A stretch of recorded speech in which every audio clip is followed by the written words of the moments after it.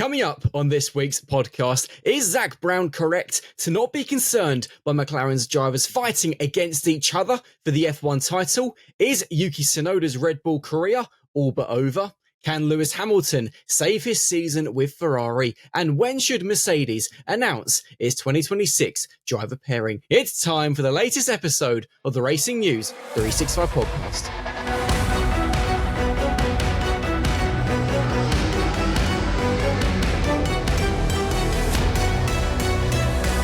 Hello and welcome to the latest episode of the Racing News 365 podcast, looking ahead to the final 10 rounds of the Formula One season. From Racing News 365, my name is Nick Golding and I am joined by a different duo. It is still 2023 Young Journalist of the Year, Sam Absolutely Coop, and not lead editor Ian Parks, who is on a beach somewhere enjoying a very well-deserved holiday.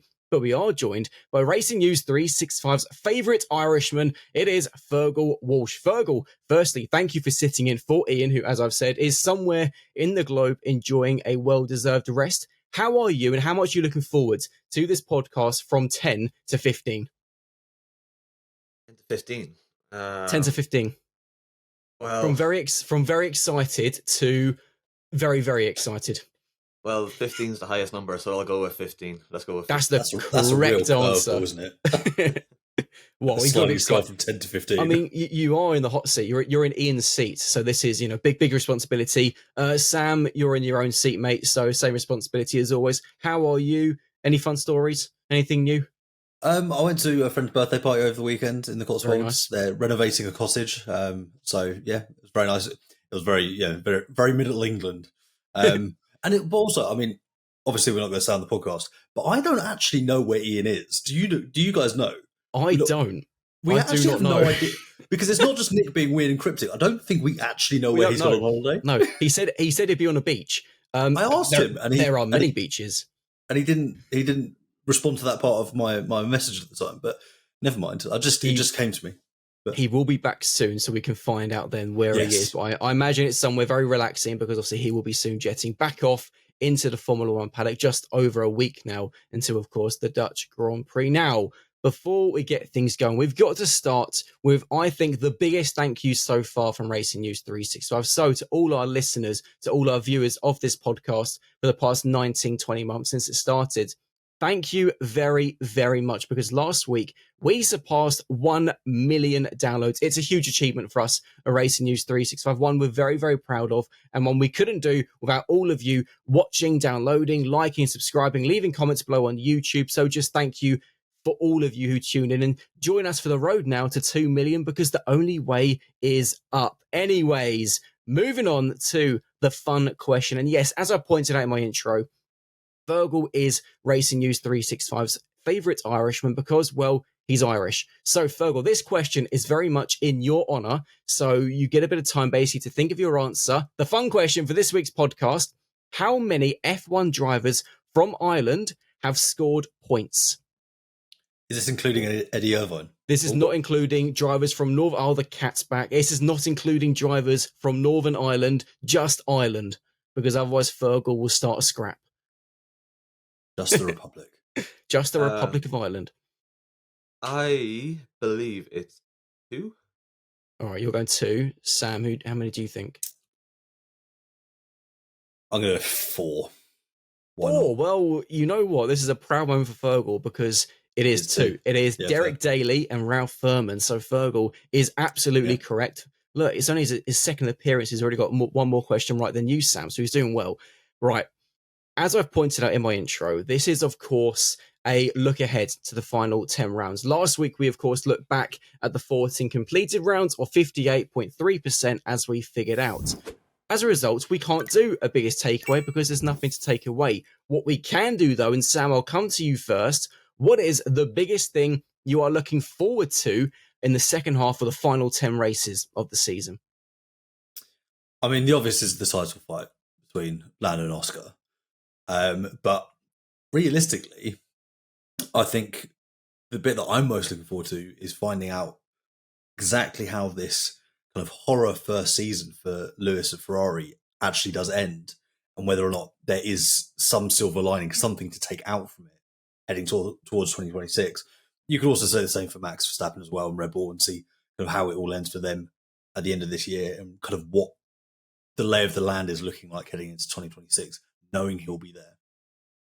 Okay, Fergal, just so you know about Sam, this is something he likes to do on the podcast. When I ask him for like one biggest takeaway or one thing he's looking forward to, he lists about 5 or 6. So I'll now bring the question to you. What is the biggest thing you're looking forward to from the final 10 races? Yeah, I mean, again, it's going to be the title fight. And that's what the focus is going to be on, I think, for much audience. Mightily close. I think closer than any of us could have really expected this year between the two of them. But yeah, I'll do a Sam on it as well, and also bring in another another talking point to it. It's obviously it's not as intense and as exciting, but the midfield fight this year has just been incredible. Right from basically fifth all the way to 10th, nearly. It's so close every weekend. And it will be interesting to see who comes up top in that fight when so much focus has already been put into next year's car. Could be a case of who delivers the final update. But yeah, still lots to fight for. Okay, so I'm going to go for something very different than just to be different. And I'm going to go for which rookie is going to come out on top. Not necessarily in terms of points, because obviously it's a bit difficult to compare Kimi Antonelli and the Mercedes to Gabriel Bortoleto in a stake. But I think more which rookie is going to come out of the season with the most momentum, with the best reputation, because the season started with kind of Kimi Antonelli, I think, on top of the rookies. Then all of a sudden, Isaac Hadjar came in and just delivered so many strong performances. But we kind of ended the summer break with Gabriel Bortoleto very much being the rookie in form. I'm intrigued to see how that dynamic is going to continue, and that story is going to tell for the last 10 races which one is going to be in the best position going into 2026. Who knows where they're going to be for 2026? Will Isaac do so well he gets himself a Red Bull seat? That is something we will discuss during this podcast, because there's a lot of stories to look at amongst the rookies. So moving this conversation on to the first major talking point, and of course, we've got to start with one of the biggest things from the final 10 races, and that is the title fight between Lando and Oscar. Last week, Fergal, Ian, Sam, and I discussed who we think is going to win the title and why. Ian and I both said Oscar. Sam was the only one who said Lando. So I'll throw this to you to get your opinion.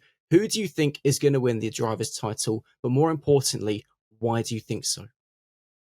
Well, I think inevitably, whichever driver I pick is probably going to be the one to lose. Get proven wrong in these kind of situations. But yeah, I mean, I don't know. It's so close, and I'd probably give the edge to Oscar right now. 3-1. Yeah, he's been really impressive. In his third F1 season, and if he can keep that level up, he could take it. But it's so close that every race it's just a new.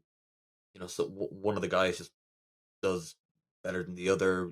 Like last time out in Hungary, I don't think anyone saw that Lando victory coming before or after lap 1, and yet he pulled it out of the bag. So summer break probably came at the wrong time for him because he had that good momentum. But yeah, I mean, I've been really impressed with Oscar this year. And, early on, I've sort of given him the edge, so I'll stick with that. It's a good point on Lando, because he has won, of course, 3 of the last 4 races. But Sam, what's very interesting is obviously a bit like last week. There is no point talking about at least the top of the constructors' standings, because McLaren 299 points ahead. It's a matter of when, not if, they're going to win it or defend it, should I say, because they are so far ahead of Ferrari in second. But what's interesting is they obviously have the situation now where it's going to be, unless Max Verstappen pulls something from just something remarkable out of the bag, or the McLarens trip over themselves, it's going to be Lando v Oscar for a maiden F1 driver's title. And what's fascinating is in Hungary, Zach Brown, speaking to Sky Sports F1, was asked about, and something we discussed a little bit last week on, whether McLaren can control the situation, if they're looking forward to it, seeing their drivers going, head to head for a title. And he came out with some really interesting lines that, McLaren have it completely under control, but, and I quote, they're not intimidated or concerned about their 2 drivers fighting. And I thought that was really interesting, because do you think McLaren are maybe, I don't want to say not taking this seriously enough, I think that's maybe the wrong way of putting it, but quite simply, what's going to happen come the end of this year is, for one driver, it's going to be the best moment of their life, the best moment of their motorsport career. on the other side of the garage, whichever side that will be, it's going to be the worst moment of their motorsport career.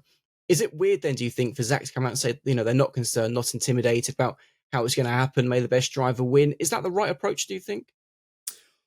I think it is. I genuinely get the impression that they're relishing that prospect because, for starters, for it not to be a McLaren driver, not only would Max have to pull something miraculous out the bag, they would have to trip over themselves again and again and again for the next 10 rounds. Like, it would have to be like almost like comical, like slapstick by this, at this point. So I do think it is, very much. You don't have to be one of the smart minds working at McLaren to know that the title fight is coming down to their two drivers. And so I feel like McLaren are sensing this opportunity to do it differently, do it, quote unquote, right in their view. And kind of say, look, you know what? We've had these battles in the past. We've got it wrong at McLaren in the past. Senna, Prost, Hamilton, Alonso.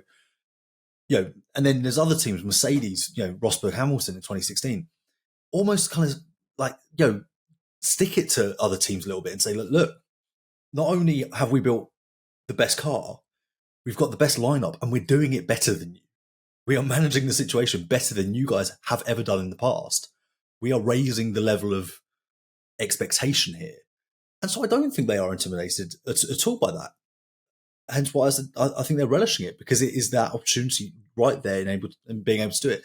What is also fascinating is how Zach is talking about this level of open conversation and debate and discussion within the team, where they're actively engaging the drivers already, saying, how do you want us to handle that, that moment? Because, as you say, it will be the worst moment and the best moment of their respective careers simultaneously. I just hope that they don't mute, the celebrations a little bit, and it's all a little bit like kind of respect, because that would take away that moment for the winning driver. And they're ultimately professionals. They know there's a very good chance that they're going to lose it.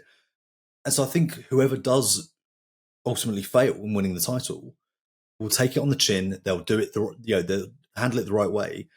I can't see it coming to blows for the guys because they're thinking about the future as well. You don't want to sully your relationship with the team for 1 year because they're thinking the Mercedes power unit's strong. We know we've got a good team of engineers and designers and aerodynamicists. We trust in them to deliver a competitive chassis next year. There's every opportunity that we'll be in that title fight in 2026 and beyond. So why are we going to blow it all up over one single season when we have so much to fight for down the line? You've just made an interesting point there about coming to blows and you don't think it's going to happen. Interestingly, pretty much across the summer break so far, there's been a lot of pundits, former drivers speaking out about the current McLaren situation, and a lot pointing out that they think it will come to blows. They can see, go on, Sam, got something to add quickly? I think they'll trip over themselves a couple of times. I think there'll be moments where, and it could get a little bit, but it's not going to be complete and utter, devastation, like interesting annihilation within the team. I think they will be able to manage it. I think they will have the moment, words will be said, or whatever will happen, and then they'll come back together and they'll manage it and control it. I don't think we'll see this complete destruction of a driver lineup and a team from the inside out, an implosion. Interesting. So I agree with that, but I think it also depends on the timing of it. Should that happen in, let's say, the penultimate race of the season, I think it could be a different situation. It was interesting reading some quotes from former F1 driver Juan Pablo Montoya, pointing out that if Oscar's got a lead going into the last couple of races, and he sees a chance to dive bomb Lando, he's going to go for it no matter what. So it's interesting that it does kind of seem that pundits, former F1 drivers, all kind of believe that something is going to happen at some point. But I guess the biggest thing is how long is the title fight going to go on for? Because again, some people kind of believe that Oscar is going to really stretch his legs in the second half of this, or the final. I keep saying second half, but it's not. It's the final 10 races. It's difficult, isn't it? The final 10 races, because a lot of people seem to think that Oscar has still got more in his tank, another level to go to if he needs to in the final 10 races. Fergal, do you see the title going down to the wire in Abu Dhabi, or do you actually think it's going to be settled before that? Well, I mean, all the evidence, from first 14 races suggests that it will go down to the wire. Point now, 9 points between them? Yeah. After 14 races, which is crazy close. Yeah, it will all be just about how McLaren managed their two drivers. They came together in Canada, but that is a much easier situation, I think, to deal with once Lando raised his hand and said, "Yeah, that was my mistake." Um, but again, that's so much. That's so early in the season compared to if they start to trip over each other now. It will get a little bit more difficult to manage. I do think McLaren will have the management skills in place to do that, but yeah, what Sam said about not wanting to burn bridges for next year and beyond, it is a good point. But at the same time, these guys have waited how long for this opportunity now to fight for a title, and I don't think any of us can really understand until we're in the car in that situation where one overtake can mean the difference between winning the title and not. Don't think they're going to think about that. Think about the repercussions in that moment when there's so much on the line. Um, it will be very, very interesting to see how it plays out. And the mental capacity that these drivers are going to need now for these final 10 races, really, really, really huge. And the two of them have said it themselves that the driver that's going to win the title is not necessarily faster. It's going to be the one who makes the fewest mistakes. That's what it's going to come down to qualifying. So, yeah, in short, I do think it will go down to the final race unless there are some incident like Canada where one driver is eliminated and 4 points. I'd be pretty shocked if it was decided before Derby. I think Fergal makes a really good point about in the heat of the moment when you're on track fighting, how it is so instinctive. And we've already seen that with Oscar over using the Hungary example. And I think Juan Pablo Montoya is right in thinking that, you're going to go for a dive bomb if the opportunity presents itself. Because twice now, Oscar has barely got away with causing a collision. Austria, he was very quickly told, look, you can't do that again, mate. And it's not like they were saying, you can't do that again this race. That was no, we don't, that is past the point in which is acceptable. If you hit Lando, that's obviously not good enough. And he almost did it then 2 races later in Hungary. So it's almost, you kind of sense, how much has he learned from that Austria moment? And does he need an equivalent Canada moment that Lando had for him really to go, oh, okay, no, that really crossed the line. I cannot do that again. Because it feels like Lando learned a lesson that day. Will Oscar have to learn a similar lesson over the final 10 races? I think that could be potentially quite interesting. So I think, yeah, there's every chance it comes to blows. I think there's a good chance that it could be Oscar, the one who is the driver who's at fault. Can I say, do you think there's an element as well in that, you mentioned Austria and then you had Hungary, that there's an intimidation tactic from Oscar to be like, if I'm behind you, I am not afraid to make a move. I am not afraid to make a dive bomb. Like I said, we've seen it twice now. I would not be surprised if he did try to do something like that again in the future, if the opportunity presents itself. See, it's interesting because actually that's a similar point I made in a different way last week when we discussed obviously those moments. And I made the point because obviously, Sam, you said yourself, Oscar has almost, hit Lando, but that's the key word, though, almost. In the end, he didn't. So was this a case of Oscar actually just having such car control where he knows, where the limit is, how far he can push to until he does hit Lando? And obviously we saw the 2 lockups, but was that his case of, getting as close as he knew he could? Is this actually his way of kind of, as Fergal just pointed out, kind of almost intimidating Lando to think, I'm here, I'm not going away. If I see a gap, I'm going to go for it. I think that's a really interesting point. And of course, those watching on YouTube, let us know your thoughts below. Sam, anything to add, or can we move on to your favourite driver on the grid? Not quite yet, because I think the argument that Oscar was in control is a bit of a hard sell, in my opinion. I think I will once sell you've it to the high heavens. I think you're slightly out of control by that point. But I do agree that there could be a level of intimidation there, because something I've also previously said, Lando is very much in control when he's leading. He can absorb and soak up that pressure. He can win from those situations, as we've seen over the last few races. It's when he's behind that he is weaker. So Oscar's essentially in that kind of intimidation tactic, trying to attack one of Lando's strengths. And you win by attacking strengths, not exploiting weaknesses. And it's a bit of a misconception that, you have to make the most of someone's, softer areas. If you can actually take a perceived strength and turn it into a weakness, that's far more effective in my view. So I think there is a chance that Oscar is strategically and deliberately doing that. Whether or not he means to lock up and get as kind of precariously close as he has been is a different story. But I totally take your point. Time to move on to Sam's favourite driver on the grid. So, Sam, who am I talking about? I've absolutely no idea. I have no favourites. I'm a professional. Yuki Tsunoda. Come on. We can be professional and have favourites, and your favourite is quite clearly Yuki Tsunoda, because you have predicted Yuki in 10th for every single race this season in our predictions. I don't think he's finished 10th once, actually, since you started predicting that. Anyways. No, it happened the first time. I think it happened once. Yeah.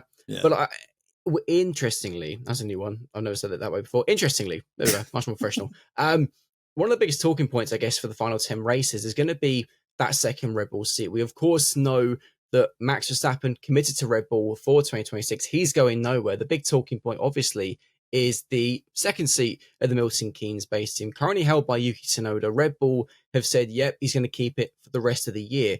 Of course, you've got Liam Lawson, who's doing very well at the moment. You've got Isaac Hadjar, of course, who is kind of everyone's favourite to replace Yuki next season. Sam, I'll come to you first. How does Yuki retain his seat? Is there a way he can retain his seat, or is the damage already done by the fact that he's, 7 races now without a point, 4 Q1 exits in the last 8? Has he already kind of, buried his own Red Bull exit, do you think? I don't think he has. I think all is not lost for Yuki just yet. The reason why I think he's so secure in that seat for the rest of the year is it's transpires that Honda have offered a nice little discount on power units for Yuki being promoted to the team. So there's an incentive there for Red Bull to keep him put in that seat. But Lauren Mecky's coming in could be a game changer for Yuki. It is that almost that reset that he needed. And yes, things haven't improved realistically over the 2 races that Laurent has been team principal at Red Bull. But it gives Yuki an opportunity to make his case with someone he knows, someone he's certainly comfortable with, who has seen him at his best and knows what environment, what car setup, all those things behind the scenes as well, to get the best out of Yuki. So he has an opportunity here over the next 10 races to solidify his claim to that seat. And as much as there is a a pull factor to keeping Yuki in the seat, there's also push factors as to why you wouldn't promote Liam or Isaac. Liam, you tried it didn't work. Do you want to kind of start yo-yoing? I mean, you could argue that 2026 is the best time to do that with new car, new regulations. And then also Isaac, how much does the Red Bull family want to protect him, cocoon him, and not expose him to the rigors and the difficulties of being in that second Red Bull seat? So there is every chance that Red Bull actually go, you know what? Let's keep Yuki in the car now because he's proven to be quick. He is experienced. Out of those 3 drivers, he is probably best placed to be able to adapt and eventually find that sweet spot that he needs to start contributing productively to the Constructors' Championship, because Max can't do it alone. So I think that's all working in Yuki's favour, but it's really important for Yuki's wider career to start being productive, because otherwise places like Cadillac, so on and so forth, are going to go, just no, we're going to move off and go to someone else. So, might Yuki want to jump ship before he's kind of pushed from Red Bull, get one of those Cadillac seats before they go to, say, Valtteri Bottas and Sergio Perez? It's interesting you mentioned there that, a Liam Lawson re-promotion maybe wouldn't be the best thing to do. And I want to bring that point to you, Fergal, because obviously for a lot of this season, Liam, of course, being accident demoted back to Racing Bulls after 2 races, took his time to really find his feet again in the sister team, but recently 4 points has scored points in 4 of the last 7 races. Despite Isaac Hadjar being praised so much, Liam's only scored 2 points less than his teammates. So actually the gap between them has narrowed considerably. Wow, what's going on with my English today? It's shortened dramatically in the last few races, and clearly he's got some momentum, something obviously that Ian spoke about with Liam in an exclusive Racing News 365 interview. Check it out on the website. Is all lost for Liam? Do you think, is there a chance in the final 10 races he could prove that he deserves a promotion back? And Sam, following on from his point as well, that 2026 is an interesting time where new cars, new regulations, everything starts from scratch. If Liam does better than Isaac in the final 10 races, do you think he's back in for a shot of going back to Red Bull? I mean, that's a tough one. A very Thank you. tough one. Um, it's a very difficult situation for Red Bull. It's sort of like nearly a lose-lose. No matter what they do, there's an element of risk involved going into next year. I don't see that point where it's a prime time to experiment a little bit. I think new regulations, you want to have yourself set. Red Bull want to be in position next year to fight for the title. Um, McLaren have their lineup sorted. Mercedes, well, it's probably sorted. I'm sure we'll talk about that at some point in this podcast. Ferrari Next are topic. sorted. Yeah, the likes of Audi. These teams nearly set their driver lineups this year. With a view in mind for 2026, and Red Bull have failed to do that through the car not being able to be driven by the second driver by anyone else but Max Verstappen. Um, we've seen that with Liam. We've seen that with Yuki. Isaac done great in racing bulls, but honestly, I think if you put him into the Red Bull, it would be the exact same situation as what we've seen from the other two so far this year. So it's a very very difficult position for Red Bull to be in. Liam, yeah, I mean, I think he probably did deserve more time at the start of the year than just 2 races. Would the results have improved? Probably not. Yuki hasn't really done a little bit better, but when you're not scoring points in a Red Bull, then it's good enough anyway. I don't see it. I don't see him getting a route back. He said himself in that interview that you mentioned, Nick, with you, that things change very quickly in F1. And he's gone from the start of the year being a Red Bull driver to being back at Racing Bulls, and now potentially facing the prospect of missing out on a seat next year. Because if Red Bull opt to keep Yuki, don't see them getting rid of Isaac at the second team. Then you have an Arvid Lindblad knocking on the door. Liam would probably be the guy to make way for him, but that's a different. Definitely doesn't deserve to lose a spot on the grid regardless. But going back to Red Bull, I think that'll be a difficult route. I feel like Red Bull might themselves losing face a little bit by doing that. But like we already said, with a new guy in charge, Laurent Mekies instead of Christian Horner, it's a different mindset, a different opinion. So that unfolds.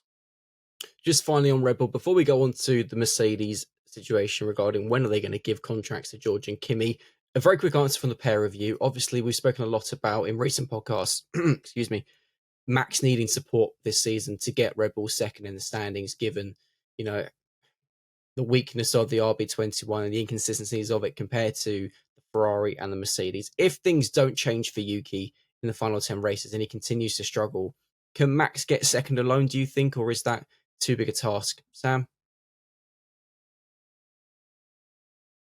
I think he can. Oh, bold. Okay. I disagree. I think fourth is going to be, unless Yuki improves, I think it's too big a task, even for Max.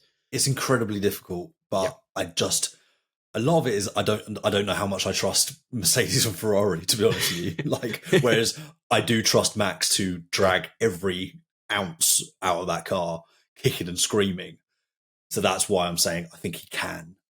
Whether he will is that is anyone's guess, isn't it? Only time will tell. Well, hey, Fergal, can Max get second alone, or does he need Yuki? Well, I mean, you probably could argue this is going to be very, very harsh, and you could argue that right now Ferrari and Mercedes also are one-driver teams. Yeah, that's a good point. Lewis is struggling for form at Ferrari. Yeah. Kimi's struggling at Mercedes. Maybe a little bit harsh, but yeah, I think gap that's already there. Fergal's going brutal, just like Ian. It's like Ian never left, honestly, just with an Irish accent. All right, let's move on to Mercedes, because obviously one of the big talking points from them for this final 10 races is when are they going to give new contracts for at least 2026 to Kimi Antonelli and George Russell. Toto Wolff, obviously the Mercedes team boss, has said that, that they'll give new deals to Kimi and George. Obviously, talks with Max happened, but nothing's happening for 2026 due to him committing to Red Bull. And it's interesting, isn't it? Because we've seen Kimi really struggling at the moment. Of course, managed to pick up a point in Hungary, ending a pretty horrible run for him. His first point in a European race this year, which is quite staggering given how many we've had in the continent. But when do you think, Sam, is the best time for Mercedes to give these deals? Maybe not so for George, more for Kimi's sake. Could this be used in a similar way that we saw Red Bull try with Sergio Perez in the past, where they obviously gave him a new deal, it try and increase his confidence in his performances? Could, obviously it didn't work in Red Bull's case, but could Mercedes use that for Kimi to, announce this new deal early? Maybe Monza, who knows? That's obviously only in a couple of weeks. Announce this new deal early as a confidence boost to try and get Kimi out of what is, a rookie driver rut effectively, to try and end the year on a high and go into 2026, with some, a real good feeling behind him. I think you've already said exactly where they'll give him an extension. Thank you. I think very it will much. be the Italian Grand Prix. And I think that it makes sense to do it there, not only because of, kind of it mirrors where he was announced as a driver. It is obviously his home country. Whilst a lot of pressure was put on him at the last Italian Grand Prix, I think this is then that move to take the pressure away from him. The reason why I don't think it's the Dutch Grand Prix, which obviously is the next one, is I'm not sure how mad Mercedes would be about the optics of announcing, or at least Toto Wolff, of announcing their two new drivers at Max Verstappen's home Grand Prix with everything going on. So I think there's in some ways that would be a little bit clunky from a PR perspective. So I think it would be the Italian Grand Prix. I think that makes the most sense. And I think there is every chance that George and Kimi are both given 1+1 deals. And it is look, you've got next year guaranteed team options for 2027. And that keeps that door ajar for Max Verstappen. I think there's every chance that they are almost given identical deals, aside from obviously the financials. We can discuss Max to Mercedes this time next year. We've had too much the last few weeks. I'm tired of the topic. Fergal, how big a 10 race is this for Kimi? Because as I've just highlighted a bit, it's been a really difficult run for him. Of course, he had that amazing podium in Canada, which is kind of the one, the odd one out in a way of what has been such a horrible run throughout the European triple header early in the year. Obviously, then really struggled post Canada. How big is this for not only his development, but also for Mercedes to ensure that, they have this driver is someone who's been likened to a young Max Verstappen. The praise has been so high for Kimi, given his age and what he's achieved already in his career. Is there going to be, do you think, increasing eyes on him if this rut continues, given the expectation behind him? I don't know. I don't think it's crucial. Obviously, it's important for his confidence, for the team. To bring home points, to get some good results. But I don't think it's pivotal. We've already talked about it next year. So much change coming in. The cars are going to be completely different. I would already have one eye on 2026 if I was Kimi. Getting that time in the simulator, understanding the car, making sure you start the season prime spot, because what's he fighting for this year? Not much. He's mid-pack in the standings. He's probably not going to go up too much. He's not going to fall too much. Of course, building that confidence and that belief that he is deserving of a spot on the grid is very important, because with that, results will inevitably follow. But yeah, it's I think it's all about next year for him, I think, at this stage. But he's already proven this year that he has been able to perform. Those opening races were incredible. His experience and relative youth. So I think he's already proven his worth. But would like to end the season. I get that belief back in him, but he's nailed on for next year regardless. He's not fighting for his seat, so I think he'll be fine. One driver who doesn't have youth on his side, but also is in need of a bit of a confidence boost, is Lewis Hamilton. So let's move the conversation on to Ferrari. And I mean, he hit an all-time low in Hungary, as we've pointed out already. Called himself useless, said there was things going on behind the scenes, said that Ferrari needs to get a new driver to replace him. It's obviously created, again, a lot of comments from pundits and whatnot over the summer break so far.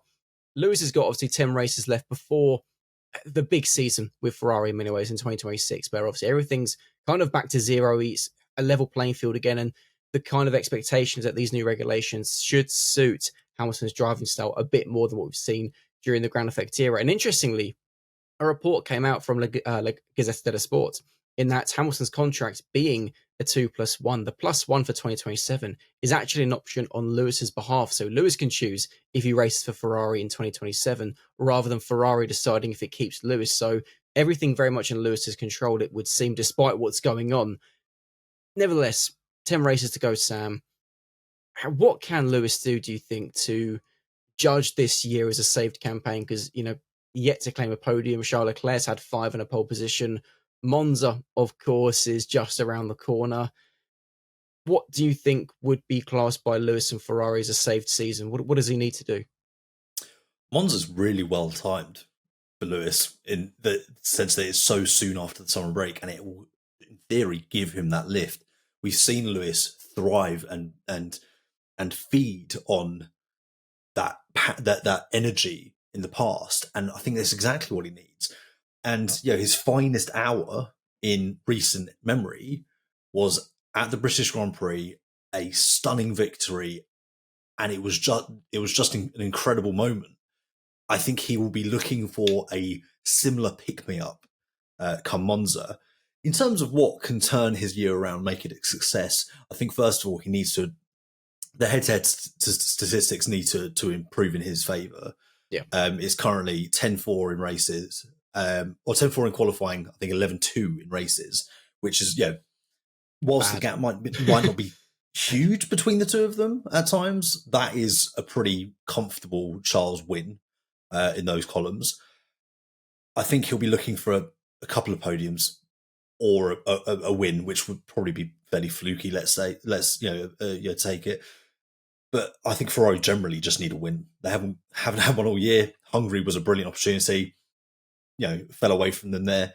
But I think, a couple of podium finishes would definitely change how the year is perceived. And I think that's the main thing for Lewis, because it has been a bit of a car crash for him so far. We saw that in Hungary. He wears his heart on his sleeve. This isn't. We talk about Lando Norris and how he conducts himself with the media and the press. And in some ways, Lewis is the OG in that. He's always been very kind of frank and honest about things. So that I think, the big thing will be building towards next year, getting a few good results, and just totally kind of exercising the demons of this year over those final 10 rounds. Bogle, anything to add? What do you think Lewis needs to save 2025? Yeah, I mean, when I said earlier that it was harsh that to call Ferrari a one-driver team, I mean, I'm looking at his results now, and it's Hungary was the first time this year he didn't score points, bar China where he was qualified, but it hasn't been, I think, as woeful as people think. Of course, that head-to-head battle isn't in his favor. I don't think anyone really expected that it would go in his favor, given how much more time Charles has had at Ferrari. But we'll see. I mean, Andrea Stella, of course, McLaren team principal, said after Hungary that he expects Ferrari to be a consistent contender for the remainder of the season, like they were in Hungary until there's pace fall away at the end of the race. So, a podium I think would be huge for at least one to get on that podium to celebrate. And if he's able to do it at Monza, that would be insane, really. Crowd would love that. But again, it's kind of like everyone else, really, who isn't in that position to fight for the title. Get a consistent run going, but already have an eye on next year. Get a deep understanding of the cars, the power units, commence that season strongest possible foot. If they're in a position to win the title next year, then he'll thank himself for his training. And I guess next year as well, when everything does go back to zero, will be the real answer whether Lewis does still have it or not, or if age has officially caught up with him. But again, we'll find that out after the first few races of next season. Final talking point, and we do need to look to the midfield, because I'll quickly read out the standings from 5th to 10th. You've got Williams in 5th on 70 points, Aston Martin at 6th on 52, Stake 7th on 51, Racing Bulls 8th on 45, Haas in 9th on 35, and Alpine in 10th on 20. So a 50-point difference from 5th to 10th, which might sound like quite a lot for the midfield teams. However, as we saw last year, it only takes one fluke race, one random event like we saw in Sao Paulo in Alpine's double podium to just flip everything around. And Fergal, you obviously pointed out right at the start of the podcast just how close and how fascinating that midfield battle is. And I think it's even more so now going into the final 10 races where you would imagine that apart from the odd small part here or there, probably not going to see any real significant upgrades now coming to probably any team, let alone the midfield team, some of which haven't really bothered with upgrades this year in general. Williams, of course, as we know, we've discussed in the past. But it's a fascinating one, isn't it? Because you've got no real upgrades coming in, yet obviously the team is focusing on 2026, given the significance of the new regulations. But on the flip side, they still want to finish as high as possible because we know the financial gain that comes with it. It's a real fascinating dynamic we've got, particularly for the fight for fifth, because it is, in a way, a six-way fight. Only takes one fluke race. Yeah, 100%. And it's been the case for a while now, but really what's making the difference in a lot of these weekends is the driver. When the cars are so close, the gaps in qualifying this year, some of them, it's been unbelievable how close it's been. The matter of missing one apex by 20 centimeters. That's the difference between making it to Q1 or not making it past Q1 or making it into Q3. It's been mightily close. Really fascinating. Of course, I think we probably should enjoy it while it lasts because I think next year, unfortunately, it's probably likely that the gaps are going to be pretty huge again. Not pretty huge, but certainly bigger than what they are now. But yeah, obviously Williams are in a great position right now. I've been really impressed with how they've turned around under the leadership of James Vowles. Would be surprised if they dropped from fifth. This only solid throughout the whole year. Aston Martin have had a bit of growth, as have Sauber, but it's been really intriguing to watch. Sam, anything to add on the midfield? Yeah, I thought it is fascinating, and even from Williams' perspective, just how strong their year has been. In the first 14 rounds of the year, they've scored only 14 fewer points than in the previous 7 seasons combined. Wow. That is how big a jump we're talking here. And you also, let's face it, Carlos has been bedding into the team. He hasn't been firing on all the cylinders we know that he has to fire upon. So I think there is room for them to improve still because, Alex has been absolutely sensational this year. He's had some absolutely superb results.